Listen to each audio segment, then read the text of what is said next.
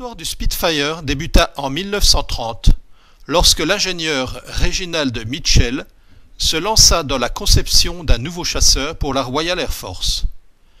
Le prototype fit son premier vol le 5 mai 1936. Il était moderne, rapide et facilement reconnaissable grâce à ses ailes elliptiques. Les premiers appareils de série furent livrés en août 1936 au 19e escadron de chasse de Duxford. Durant la bataille d'Angleterre, le Spitfire s'illustra en remportant de nombreuses victoires face aux bombardiers de la Luftwaffe. On développa également une version navale de ce chasseur baptisé Seafire. Son train d'atterrissage à voie étroite, qui le rendait très instable lors de l'appontage, fut à l'origine de nombreux accidents. Cet appareil participa néanmoins à plusieurs grandes opérations militaires. Le Spitfire resta en service au sein de la Royal Air Force jusqu'en 1954, après avoir été produit à environ 24 000 exemplaires.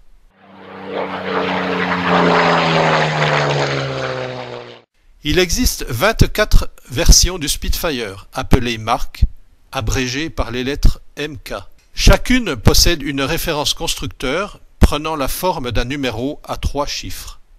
En fonction de sa mission, le Spitfire reçoit une abréviation différente. LF pour Low Fighter, HF pour High Fighter, T pour Trainer, PR pour Photographic Reconnaissance et FR pour Fighter Reconnaissance. La lettre qui suit le numéro de la version correspond au type d'aile montée sur l'appareil. Les Spitfire furent équipés de 6 différents types d'ailes. Celles-ci pouvaient être tronquées, standards ou posséder des saumons allongés. Voici un exemple. Le Supermarine 361 Spitfire LF-9B est un Spitfire Mark IX destiné à la chasse basse altitude, équipé d'une aile de type B dont la référence constructeur est 361.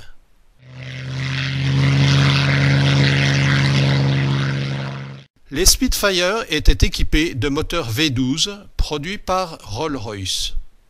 Il y eut d'abord le Merlin qui, avec ses 27 litres de cylindrée, développait entre 1040 et 1658 chevaux selon la version. Par la suite, le Griffon fit son apparition. Celui-ci avait une cylindrée de 37 litres et développait entre 1700 et 2400 chevaux.